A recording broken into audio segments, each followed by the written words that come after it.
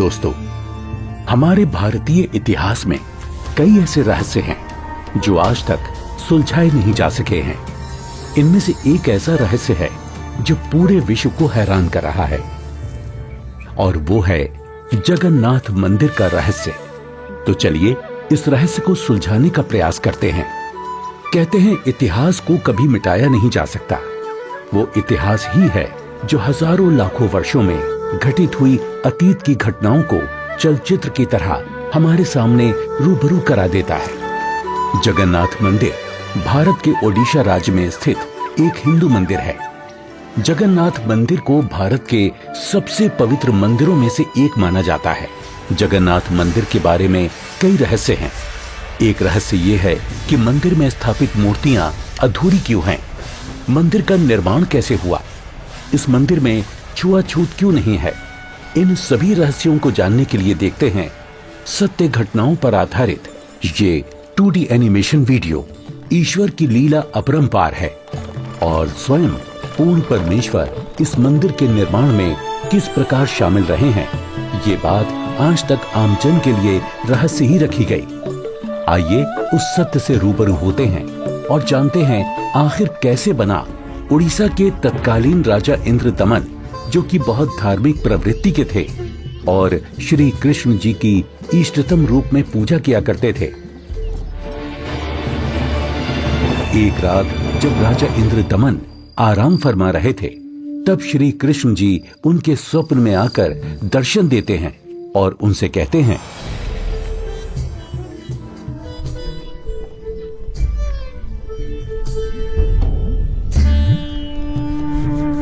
इंद्रदमन, हे प्रभु, आप? हे इंद्रदमन, मेरी मृत्यु के उपरांत जिस संदूक में मेरी अस्थियां विसर्जित की गई थी, वो काष्ठ का संदूक पानी में बहता हुआ तेरे राज्य में पुरी में समुद्र किनारे आ लगा है। मैं चाहता हूं कि तुम मेरे आदेश से उस संदूक को उसी स्थान पर रखकर उसके ऊपर मंदिर यादगार रूप में बनवा दो, जिसका नाम जगन्नाथ होगा। और उस मंदिर में एक विप्र रख देना जो श्रद्धालुओं को पवित्र गीता के अनुसार ज्ञान प्रचार करेगा। याद रहे, इस मंदिर में ना तो कोई मूर्ति होनी चाहिए और ना ही कोई पाखंड। जैसा आपका आदेश महाराज। किंतु भगवान, कृपा करके मुझे वो स्थान दिखा दीजिए जहां मंदिर का निर्माण किया जाना है। ठीक है वत्स, मैं तुम्हें वहां ले चलता हूं।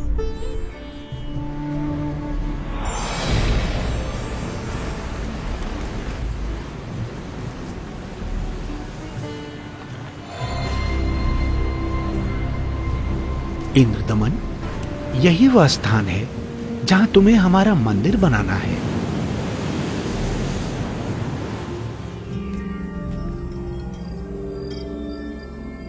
भोर होते ही राजा इंद्रदमन ये बात अपनी पत्नी को बताते हैं। फिर उसके बाद मेरी आंख खुल गई। स्वामी, इस शुभ कार्य में देरी कैसी? सर्व संपत्ति उन्हीं की दी हुई है, उन्हीं को अर्पित करने में क्या सोचना। राजा इंद्रदमन तुरंत अपने मंत्रियों की सभा बुलाते हैं और मंदिर बनाने के लिए राज्य के सबसे कुशल कारीगरों को इकट्ठा किया जाता है, जिसके बाद सभी पुरी नामक स्थान पर पहुंच जाते हैं जहां वो संदूक तैर रहा था। उसे निकलवाकर जमीन खोदकर संदूक दबा देते हैं।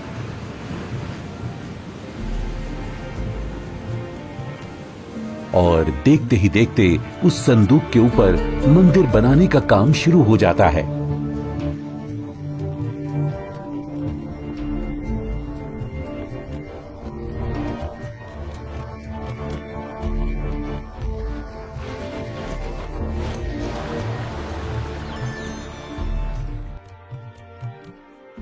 महाराज की जय हो।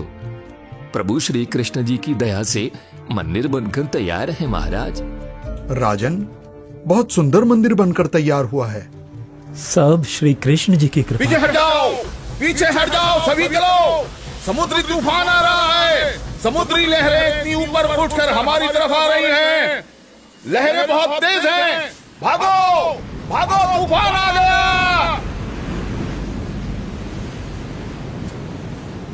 राजन, ये लहरें तो बहुत ऊंची हैं। हमें अतिशीघ्र यहाँ से निकलना होगा।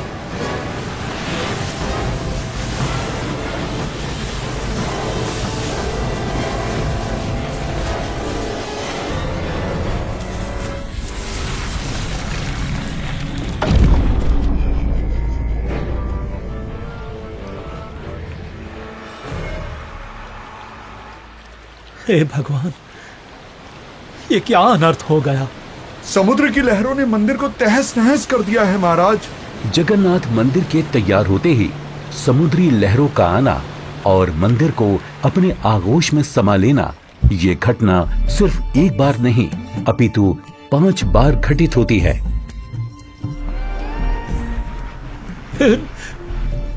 नहीं नहीं, ये नहीं हो सकता।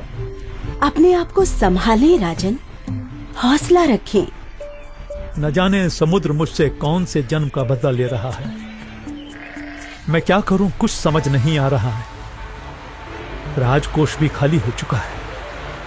अब और मंदिर बनवाने का मेरा सामर्थ्य ही नहीं बचा। हे भगवान, यह तुच्छ जीव आपके आदेश का पालन अब नहीं कर पाएगा। मुझे माफ कर देना भगवान, माफ कर देना। राजा के 100 यत्न करने के बावजूद मंदिर नहीं बन रहा था। तब काल ब्रह्म से हुए वचन के मुताबिक सर्व सृष्टि के रचनाहार, सभी आत्माओं के जनक, दुखहर्ता कबीर प्रभु अपने निज धाम सतलोक से आकर वहां प्रकट होते हैं और एक संत रूप में राजा के दरबार में पहुंच जाते हैं।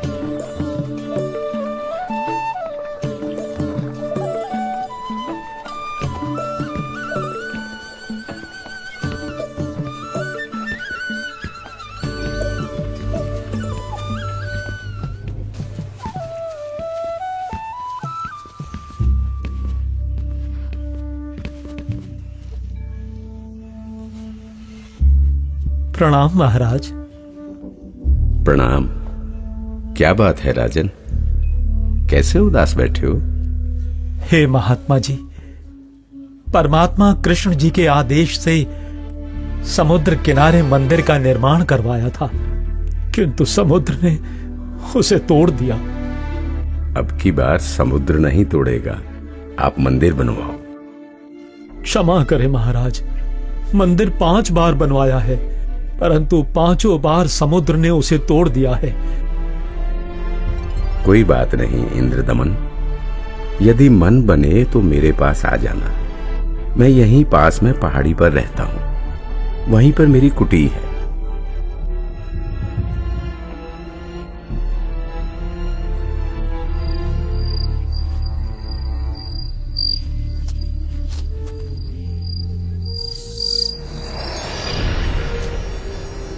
इंद्रदमन, एक बार फिर मंदिर बनवा दे। जो तेरे पास संत जी आए थे तो उन्हीं से सहायता की याचना कर ले। वो कोई मामूली संत नहीं है इंद्रदमन, उनकी भक्ति शक्ति का कोई पार पार नहीं है।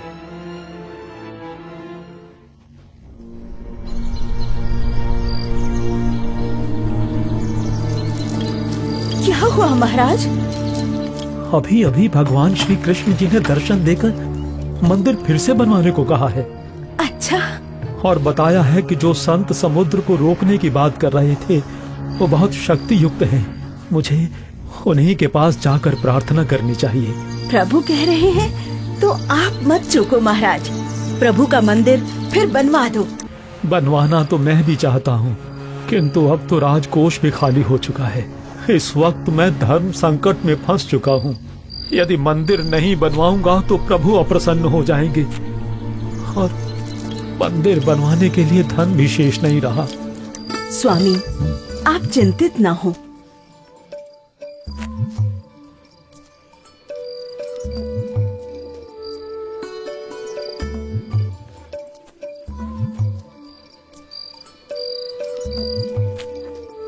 मेरे पास आभूषणों की कोई कमी नहीं है। किंतु रानी, आपके आभूषण। अभी उसकी चिंता आप ना करें राजन। आपका और मेरा दुख एक ही है, दो नहीं है। आप संकट में हैं, मैं इन आभूषणों का क्या करूंगी? आप बस भगवान के आदेश के अनुसार मंदिर निर्माण का कार्य पुनः प्रारंभ करवाएं।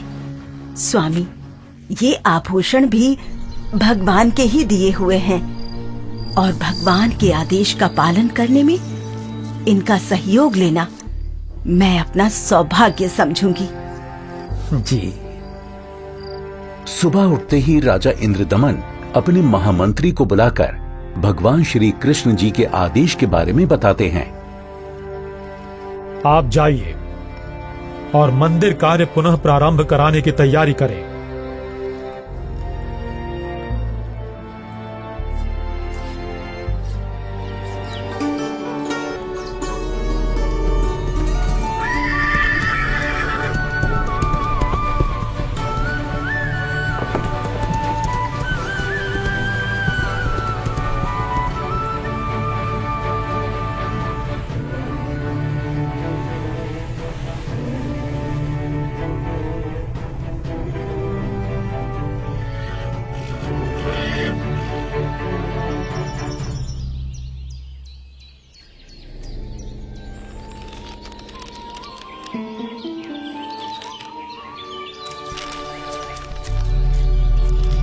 प्रणाम ऋषि जी। कहो इंद्रदमन, कैसे आना हुआ? हे महात्मा, मुझे माफ कर दो। मैंने आप पर विश्वास नहीं किया। स्वप्न में भगवान श्री कृष्ण जी ने बताया है कि आप समर्थ ऋषि हैं। मुझ दीन पर कृपा करो। राजन, जिस ओर से समुद्र हर बार आकर मंदिर को बहा ले जाता है, आप उस ओर एक छोटा सा चबूतरा बनवा दें, जिस पर बैठकर मैं परमात्मा की भक्ति करूंगा। जो आज्ञा महाराज।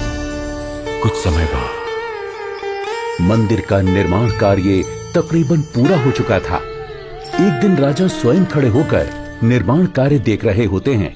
तभी वहां गोरखनाथ जी आ जाते हैं। प्रणाम स्वीकार करें महात्मन। इंद्रदमन, आप भगवान का इतना सुंदर मंदिर बनवा रहे हैं, किंतु सुना है कि इस मंदिर में कोई मूर्ति नहीं लगा रहे। ऐसा क्यों? मुनिवर क्षमा करें। भगवान श्री कृष्ण ने स्वयं स्वप्न में आकर मुझे मूर्ति लगाने से मना किया है। राजन, सपना तो सपना ही होता है। आपको हमारे आदेश का पालन करना होगा। मंदिर में भगवान कृष्ण की मूर्ति की स्थापना की जाए। हे महात्मन, जैसा आपका आदेश। हाँ, और याद रहे, मूर्ति चंदन की लकड़ी से बनाई जाए। राजा ने अपने मंत्रियों को बुलाया और विचार विमर्श करने के बाद अन्य संतों से कहा कि राजन, अकेले भगवान का मन कैसे लगेगा? मंदिर में भगवान श्री कृष्ण जी के साथ साथ बलराम और सुभद्रा की मूर्ति भी स्थापित की जाए। राजा ने मूर्ति बनाने के लिए एक कुशल कारीगर ढूंढने की बात कही। मंत्रियों ने 3 कुशल कारीगरों को बुलाकर मूर्तियां बनवाना शुरू कर दिया। अब एक तरफ मंदिर तो दूसरी तरफ मूर्तियां बनाने का काम चल रहा होता है, किंतु कुछ समय बाद पता चलता है कि जिस तरह मंदिर बार बार टूट रहा था, अब इस प्रकार मूर्तियों के भी अपने आप टुकड़े टुकड़े होने लगते हैं। और ऐसा 3 बार होता है, जिसे देख राजा इंद्रदमन बहुत चिंतित हो जाते हैं, किंतु भगवान से भक्त का दुख देखा नहीं जाता। इसलिए एक दिन जब राजा अपने दरबार में बैठे होते हैं और पूरा दरबार बिल्कुल शांत होता है, सबके सब इसी चिंता में होते हैं कि करें तो क्या करें। तभी वहां पूर्ण परमात्मा कबीर देव एक वृद्ध कारीगर यानी शिल्पकार का रूप धारण करके प्रकट हो जाते हैं।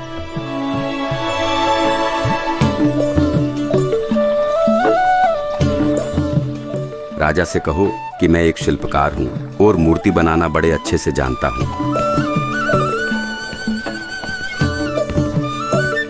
महाराज की जय हो। महाराज, बाहर एक वृद्ध व्यक्ति आया है और अपने आप को मूर्तिकार बता रहा है। आपसे मिलना चाहता है महाराज। अवश्य, उनको अवश्य आने दिया जाए। जो आदेश महाराज।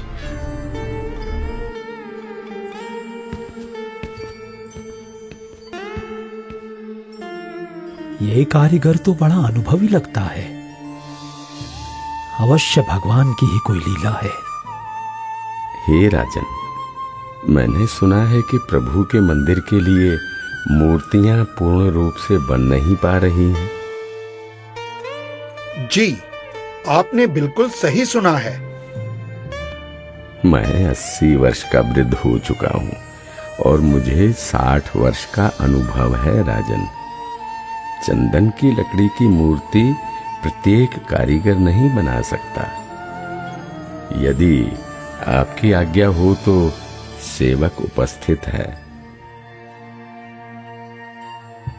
हे कारीगर, आप मेरे लिए भगवान ही हैं, जो कारीगर बनकर आए लगते हो।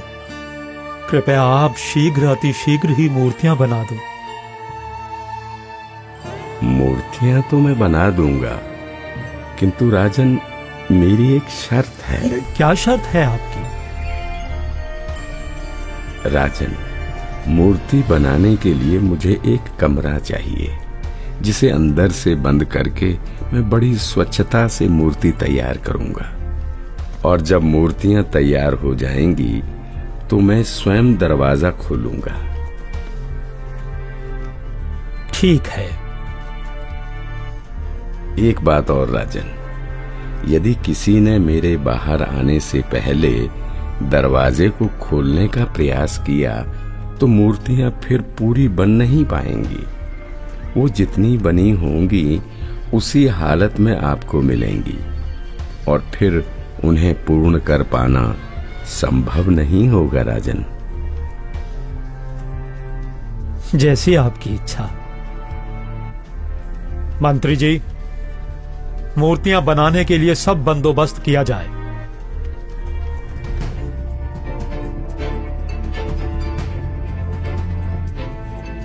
प्रणाम महात्मा जी। इंद्रदमन, मूर्तियां बनवाई क्या? आपकी आज्ञा का पालन पूर्ण रूप से किया गया है महात्मा जी, परंतु मेरा दुर्भाग्य है कि मूर्तियां बन नहीं पा रही हैं। बनते बनते ही सबके टुकड़े टुकड़े हो जाते हैं।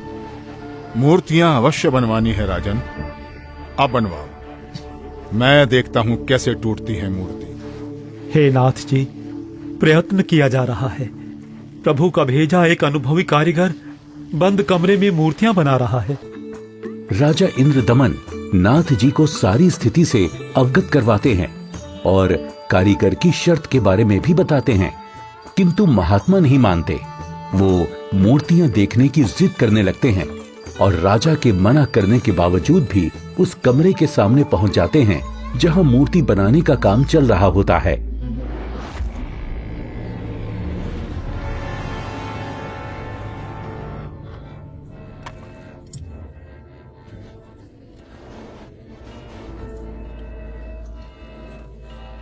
कारीगर, दरवाजा खोलो। दरवाजा खोलो कारीगर। मैं कहता हूं दरवाजा खोलो कारीगर, हमें मूर्तियां देखनी है। राजन, आप बता रहे हो 80 वर्षीय वृद्ध हैं और 12 दिन से खाना पीना भी नहीं किया है। अब आवाज भी बंद है, कहीं कारीगर मर न गया हो। आप दरवाजे को तोड़वा दीजिए। राजा न चाहते हुए भी नाथ जी के कहने पर दरवाजे को सैनिकों से तुड़वा देते हैं।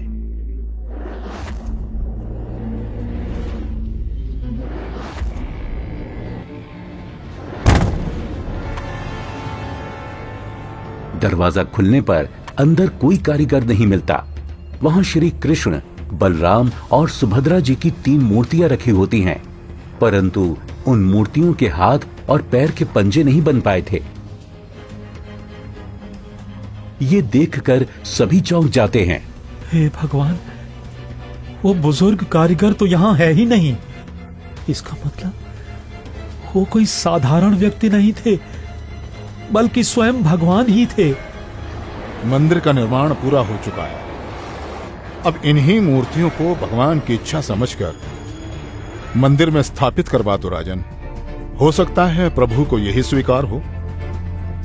लगता है श्री कृष्ण ही स्वयं मूर्तियां बनाकर गए हैं। मंदिर का निर्माण कार्य संपन्न हो चुका था। अब बारी थी तो मूर्तियों में प्राण प्रतिष्ठा की, जिसके लिए राजा, रानी, मंत्री, महामंत्री और काफी संख्या में पंडित ब्राह्मण मंदिर के सामने पहुंच जाते हैं।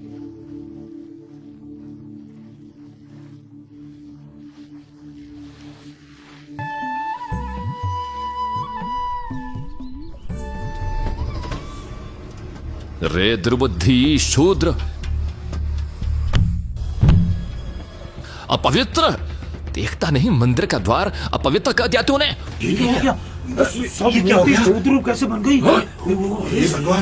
भगवान ये कैसे हो गया? ये कैसे हो गया भगवान? कैसे हो गया?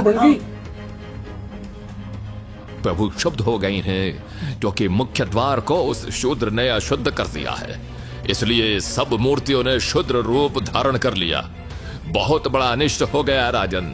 कुछ समय उपरांत देखते ही देखते मूर्तियां अपने वास्तविक रूप में आ जाती हैं, जिसके बाद पंडित कई बार गंगा जल छिड़ककर मूर्तियों को शुद्ध करने का उपक्रम करते हैं। मूर्ति स्थापना के कुछ दिन बाद अचानक समुद्री तूफान आ जाता है और समुद्री लहरें लगभग 40 फीट ऊंची उठकर बहुत तेज वेग में मंदिर की ओर चल पड़ती हैं। सभी आपस में बातें करने लगते हैं।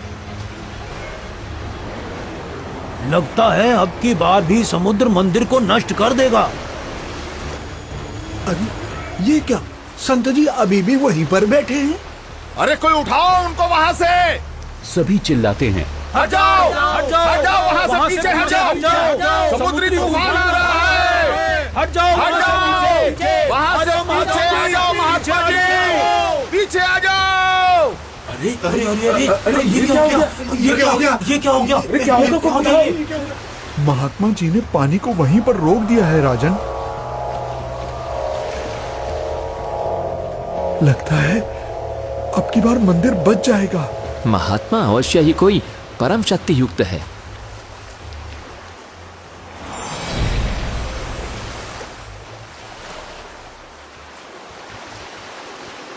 हे भगवान, मुझे रास्ता देने की कृपा करें। मैं मंदिर तोड़ने जाऊंगा। वत्स, ये मंदिर नहीं है। यहाँ पाखंड पूजा नहीं होगी, बल्कि गीता का ज्ञान सुनाया जाएगा। ये तो आश्रम है। आप जैसे बलवान को शोभा नहीं देता कि इसको विध्वंस करें। लेकिन मैं इसे अवश्य तोड़ूंगा, चाहे कुछ भी हो। अगर ऐसा है तो जाइए समुद्रदेव, तोड़िए।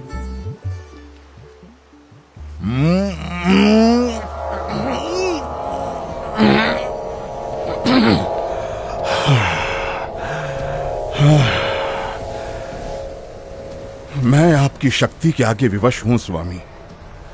आपकी शक्ति अपार है। आप मुझे रास्ता देने की कृपा करें प्रभु। मैंने राजा इंद्रदमन को मंदिर की रक्षा का वचन दिया है। मैं मार्ग से नहीं हट सकता समुद्रदेव। आप ऐसा कुकृत्य क्यों करना चाहते हैं? जब ये कृष्ण त्रेता में श्री राम बनकर आए थे, तब इन्होंने लंका जाने के लिए मुझे अग्नि बाण दिखाए और मुझे भला बुरा कहकर अपमानित कर रास्ता मांगा था। लक्ष्मण, मेरा अग्नि बाण दो। लातों के भूत बातों से नहीं मानते। मैं ये मंदिर तोड़कर उसका प्रतिशोध लेना चाहता हूँ। समुद्रदेव, प्रतिशोध तो आप पहले ही ले चुके हो। आपने तो समस्त द्वारिका पहले ही डुबो दी है। जी नहीं, अभी वो पूर्ण रूप से नहीं डूबी। कोई प्रबल शक्ति युक्त संत आने के कारण मेरा वो कार्य भी अधूरा रह गया और वो आधी ही डूब सकी, क्योंकि मुझे वहां पर किसी ने मानो बांध दिया है। वत्स, वहां भी मैं ही पहुंचा था और मैंने ही वो अवशेष बचाया था। अब जा, शेष बची द्वारका को भी डुबो ले, परंतु उस यादगार को छोड़ देना जहां श्री कृष्ण के शरीर का अंतिम संस्कार किया गया था। अन्यथा आने वाले समय में ये भ्रम पैदा होगा कि श्री कृष्ण की मृत्यु ही नहीं हुई। समुद्र, ध्यान देकर सुन। यदि फिर इधर मंदिर तोड़ने आया तो बात ठीक नहीं रहेगी। कबीर परमेश्वर के आदेश से समुद्र लगभग 1.5 किलोमीटर पीछे हट जाता है, जिसे देखकर वहां खड़े राजा, मंत्री, सैनिक और जनता सभी खुशी मनाने लगते हैं और जय जयकार करने लगते हैं संत रूप में आए कबीर परमेश्वर की। महात्मा की जय, महात्मा की जय हो, जय हो, जय हो, जय हो, जय हो।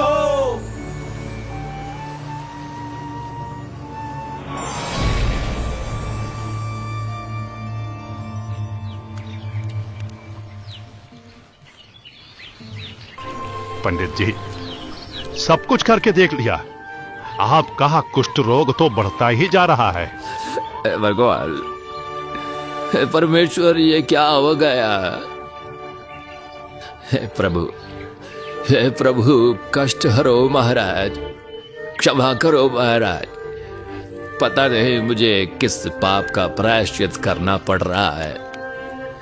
गलती क्षमा करो प्रभु, गलती क्षमा करो।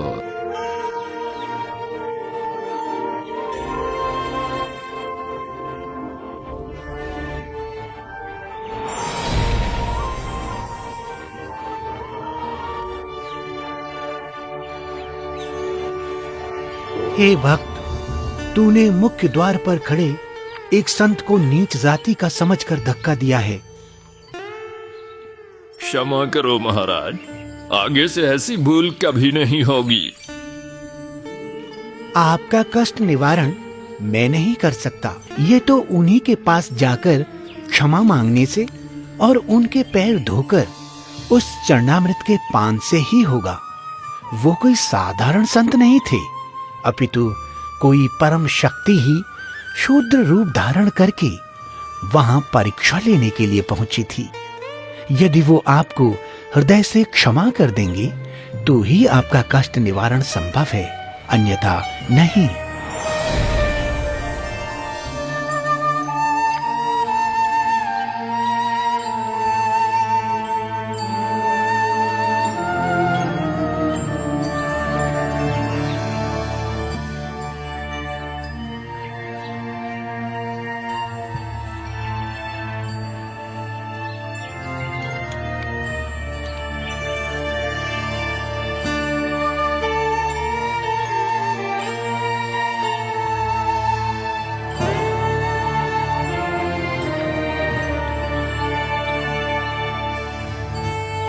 सुना है कि पंडित जी ने प्राण प्रतिष्ठा वाले दिन जिसको धक्के मारकर मंदिर से बाहर गिराया था, भगवान श्री कृष्ण ने दर्शन देकर उन्हीं से माफी मांगने को कहा है। अच्छा, हाँ, मुनि की खोज सभी कर रहे हैं ताकि पंडित जी का कोढ़ का रोग ठीक हो सके। आसपास के पूरे क्षेत्र में घूमने के बाद भी जब परमेश्वर का वो शूद्र रूप कहीं दिखाई नहीं दिया, तब वापस मंदिर जाते समय पंडित जी मन ही मन भगवान से प्रार्थना करते हैं, प्रभु, प्रभु,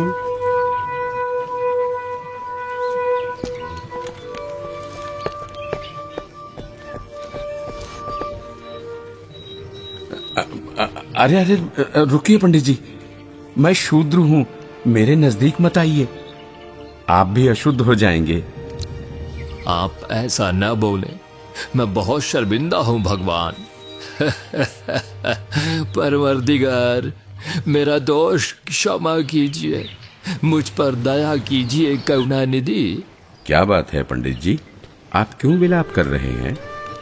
महाराज, उस दिन मुझसे बहुत बड़ी भूल हो गई, मुझे क्षमा कर दीजिए प्रभु। ये नीच प्राणी प्रायश्चित करना चाहता है, अपने चरणों का जल देने की कृपा करें जिससे मेरा कोढ़ ठीक हो सके प्रभु।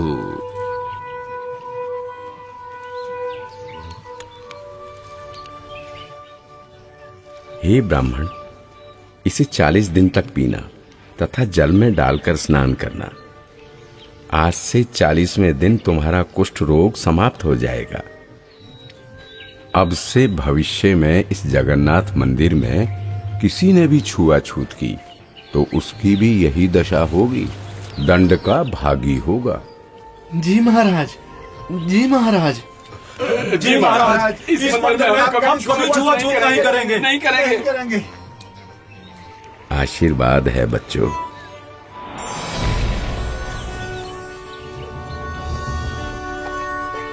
कहते हैं जगत का पेख ना पेख्या, धनी का नाम ना लेखिया।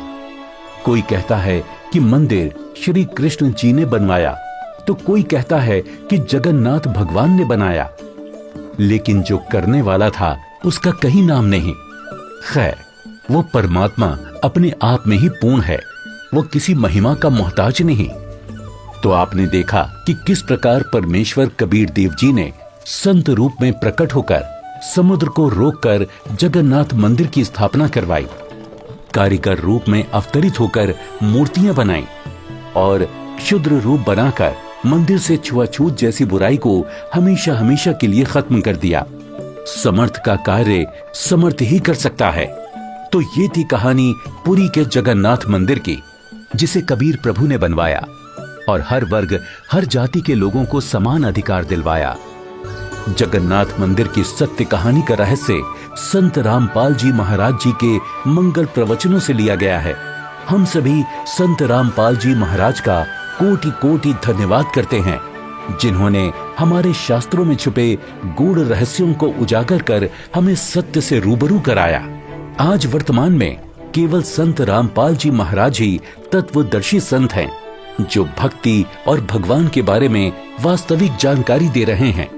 संपूर्ण आध्यात्मिक ज्ञान प्राप्त करने के लिए अवश्य सुने जगत गुरु तत्वदर्शी संत रामपाल जी महाराज के मंगल प्रवचन और अभी डाउनलोड करें संत रामपाल जी महाराज एप्लीकेशन।